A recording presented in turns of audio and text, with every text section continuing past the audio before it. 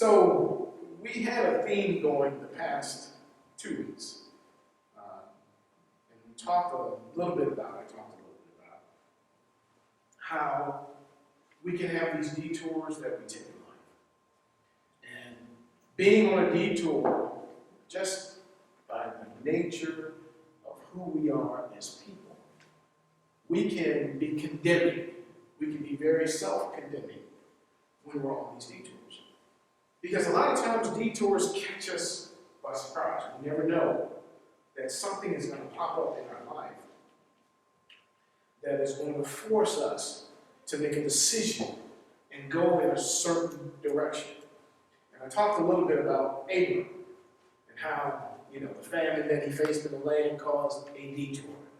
So something in severity came up that caused him to change the direction that he was going in. But detours are not always based off of hardship. Hardship is one avenue of a detour. And hardship can be that thing that actually makes us make the most rash decisions. When things are tough, things that we would normally say that, I'm not going to go here, or I'm not going to do that. When a hardship hits, we kind of start to second guess what we will do and what we won't do. But the same can be said when things are going well and when out of nowhere a surprise comes up in our life that causes us to look at life in a different way. And it causes us to evaluate where we are and where we're going, to include where we thought we may be going. Those are detours. And these detours that happen in our life sometimes, we can think and they can make us feel like, we've been derailed, that the train is no longer even on the track, it's run off into the grass somewhere, and maybe plow a tree down or something. But the fact of the matter is that the journey that we're on in this life is one that God predestined. I mean, that's the amazing thing about the sovereignty of God, the all-knowing of the Father. We look at our life and when we go back and we project back in our life and we think about the mistakes that we made along the way, and it's like, man, knowing what I know now, if I could go back then, knowing what I know now, I wouldn't have done that. I wouldn't have taken that route. Maybe I would have gone here instead of going there. Maybe I wouldn't have, this person that I met and I married, maybe I wouldn't have married them. Maybe I would have waited. Right? We can, hindsight is that thing that we can always look back on and reflect. And based on new information, new knowledge, the things that we've learned, how we've grown, when we look back at hindsight, we can kind of see a little bit of a clearer picture of how our life played out and where there was pitfalls along the way. But see, for God, there is no hindsight. God already knows. What's ahead of us, He already knows. For Him, it's all-knowing. And being all-knowing and knowing what mankind would need, knowing what each one of us would need, God, from eternity, devised a plan. He knew that creating man would mean man would fall. He knew that creating man would mean that man would fall multiple times in a person's life. That's how we get the whole, how many times should you forgive somebody? 70 times? No, 70 times 7. 70 times 7. We struggle with forgiving someone one time, let alone 7 times or 70 times 7. But it's to give us understanding of what God has already done for the believer. See, the mistake that you made yesterday, God didn't look at yesterday and say, okay, I know you did this yesterday, I forgive you. No. From eternity, you were forgiven. I mean, that's amazing. When you think about it from the standpoint of, for him to be all-knowing and for him to know your whole journey, your whole life, the decisions you would make, the steps you would take, it's already been a done thing for God. And we can get understanding from that because the word says that Jesus is the Lamb who was slain from the very foundation of the world, meaning the creation. When God was putting it all in motion, his plan was that he was going to be the Redeemer. So that meant he had it figured out already. He already knew we would need the redemption. Understanding that we need the redemption, and that for us, we can look in the rearview mirror of our life and we can get some hindsight and see how life played out and the decisions we made, then where does that leave us at today? Where are we now? And you see Luke on the screen, that verse. Boy, too sure I was going to talk about that today. I'm not. But it is applicable. Because when you look at the verse, when I read this story in this time of year, when as believers we're celebrating the birth of Christ, right? That's what Christmas is all about for us. But that's not what Christmas is all about in the world. There are many cultures, there are many people who celebrate this season. But they don't do it because they believe in the Savior. They do it just because it's the season. It's a tradition now, and people give gifts, and people show love, and, right? The best of us is supposed to kind of rise up and come out towards each other at this time of year. Everybody's doing it. But for us, it's a little bit different, because there's a different connotation to the meaning. And we only know that because we have hindsight. We only know that because he came. He lived, it was documented. He died, he rose, it was documented. See, we know because we have the documentation. We know because we have the stories in Scripture that we can read. So we can reflect back on what God has done, and now because of what he's done, based on his word, who we are in relation to that. What that means for our lives. But in the story in Luke, as Luke documents the birth of Christ, the person in the story that doesn't have hindsight is the innkeeper. See, the innkeeper didn't know who was going to knock on the door. He didn't know that Mary, this lady who was pregnant, and she's there with her husband, that she was carrying the Savior. He didn't know that. So he doesn't get to have the hindsight that we have. And so he did what we have a tendency to do in our life when things are cluttered, when things are busy, when our space is crowded. Right? He said, there's no room. There's no room here. He sees a family, he sees a pregnant woman, she's about to give birth any moment, but there's no room. I often wonder if he would have known that Jesus was the one knocking on the door, if he would have known who it was, who the baby was that Mary was carrying, what he would have done. If he really would have just opened up and somehow made room. But because he didn't know, he didn't have that opportunity. And so our Lord goes outside. Mary gives birth, and the word tells us, lays in the manger, meaning that literally she wrapped him in the cloth that they had and laid him in what is a trough. And a trough is the box, the wooden box that they put feed in for the animals to come and eat. That's the realistic picture of where baby Jesus was placed. So here's the Savior, even coming into the world that doesn't have a home to lay his head, so to speak.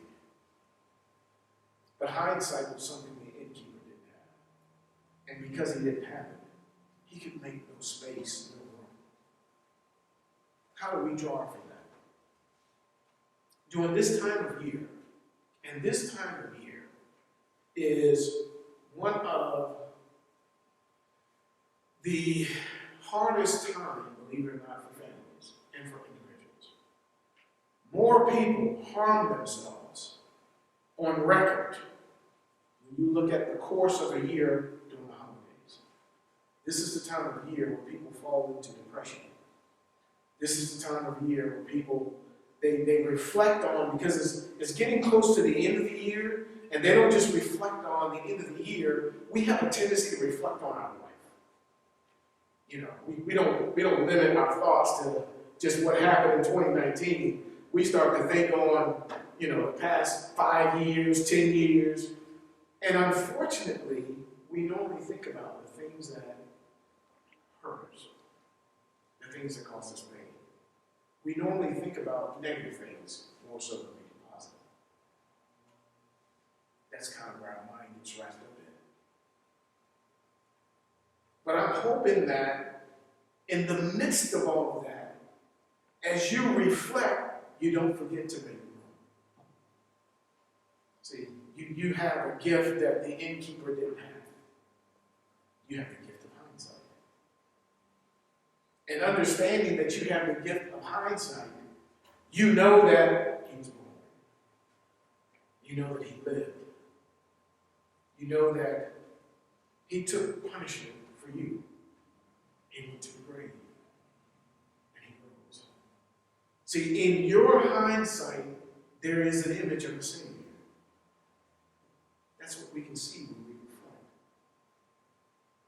But the question is, in the midst of a holiday, in the midst of a season that is all about him to us, do we make room for him in our lives? Are we really making space for him to walk in? I was thinking about what the message was going to be today. I had, again, competing thoughts, different things in my own head. But the one thing that I kept coming back to was make room for Jesus. Make room. Make room for him in our minds. Make room for him in our hearts. Make room for him in our relationships. Make room for him in our gift giving.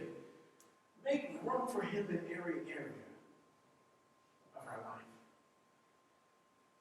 See, we can look in the mirror and know that he's there. That's something the innkeeper couldn't do. That's something that the people who were inside of the inn, I'm sure if somebody would have known the Savior was about to be born, they probably would have gave up their space for Mary to come and give birth. For us, we know about him. But the question is are we going to make room for him? And if we do, if we decide that we're going to make room for the Lord, if we decide that, the Christ in Christmas is him, and we're going to give space for him, then what does that do for your Christmas? What does that do for this time of the year for your life? If you maneuver things and sometimes the only way we can make room is to let something happen. We have to, when everything is cluttered, when the wall is packed from the floor to the ceiling and we walk in and we're like, man, there's no more space. Sometimes the only way to make space is you have to take something and you have to give it up. You have to push it out so that space can be made. When you let Jesus into this season that is supposed to be about him, we're supposed to be celebrating him. We're supposed to be celebrating what he's done for us, right? Our Savior, and People will get caught up in the, well, he wasn't really born in December. Or maybe he wasn't born on December 25th. Or maybe, look, when I read Scripture, it gives us ideas about when maybe possibly he could have been born. But I think it was on purpose that God didn't put a date there. Just say on this day,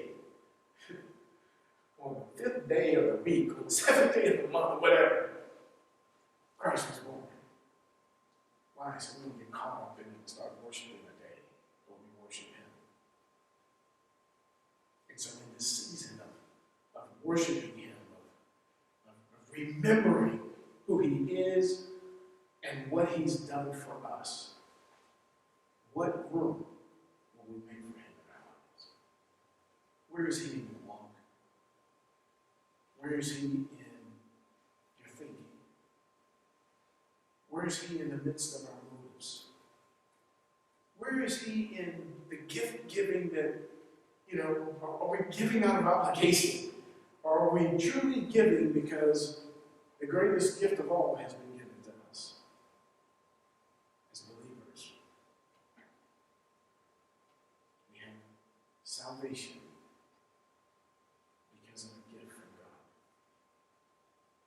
And it's a gift that from the very beginning of time, he was always planning to give it.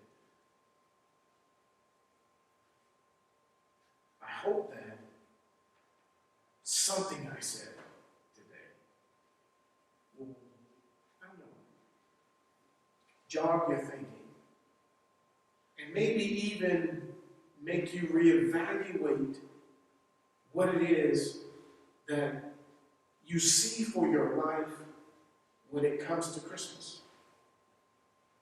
So that you remember that Christmas is supposed to be about Christ. And if he's not the heart of it, then we're going through the motions, but we missed the biggest gift of all. Amen. I pray that you have a blessed Saturday. I pray that for those of you who are traveling, because I know that a lot happens during this time of season where people are coming and going and visiting and vacationing and all this other stuff.